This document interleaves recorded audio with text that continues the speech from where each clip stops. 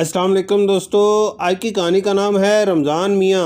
جیسے جیسے عید کا دن قریب آ رہا تھا، رمضان میاں کی الجھن بڑھتی جا رہی تھی۔ سال کے 12 مہینوں میں ایک رمضان ہی کے مہینے میں تو اسے کوئی سکون میسر آتا، اب وہ بھی ختم ہونے کو تھا۔ کچھ سال پہلے تک حالات اتنے درگرگوں نہ تھے، وہ محنت مزدوری کر کے کسی نہ کسی طرح گھر کا خرچ پورا کر لیتا تھا، لیکن گزشتہ کچھ سالوں سے کمر توڑ مہنگائی اور اقتصادی بحران نے تو جینا ہی مشکل کر دیا تھا۔ اب اس قلیل آمدنی میں پورے گھر کا خرچ چلانا بہت مشکل ہو رہا تھا، روزگار کے مواقع بھی کچھ بہتر نہ تھے، اور اوپر سے حکومت کی نئی نت پالیسیوں نے تو سب کچھ تباہ کر کے رکھ دیا تھا۔ ان حالات میں ایک مزدور کی گزر اوقات بہت مشکل ہو گئی تھی۔ گھر میں ایک بوڑھی ماں، بیوی اور 3 بچے تھے۔ 6 افراد کے اخراجات کسی پہاڑ سے کم نہ تھے۔ بڑوں کو تو سمجھایا جا سکتا تھا، لیکن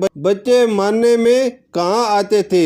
ان کو تو بس ایک ہی دھن تھی کہ عید آ رہی ہے، اب نئے کپڑے بنیں گے، گھر میں سوئیاں تیار ہوں گی، اوروں کی طرح ہمیں بھی عیدی ملے گی۔ رمضان شروع ہوا تو تھوڑا سکون ملا تھا، چلو اب ایک وقت ہی کے کھانے کا بندوبست کرنا پڑے گا۔ بیمار ماں نے بھی روزے رکھنے شروع کر دیے کہ اس بہانے بیٹے کو کچھ سکون ملے گا۔ بیوی نے ان بچوں کو، جن پر ابھی روزے فرض بھی نہ ہوئے تھے، ثواب کا لالچ دے کر روزے رکھنے کے لیے راضی کر لیا تھا۔ اب صرف ایک وقت کے کھانے کا امکان باقی تھا۔ اس کے علاوہ بستی کے کھاتے پیتے لوگ بھی کبھی کبھی افطاری کے نام پر کچھ پکوان اور پھل وغیرہ بھیج دیتے، جس سے کچھ گزر اوقات ہو جاتی تھی۔ رمضان میاں سوچ رہے تھے عید آنے کو ہے، لیکن یہ مہینہ تو جیسے پر لگا کر اڑتا جا رہا تھا۔ بس اب آخری اشرہ باقی رہ گیا تھا، عید آنے کو ہے، اب کیا ہوگا؟ بچوں کے کپڑے کہاں سے بنیں گے؟ گھر میں سوئیاں وغیرہ کا تو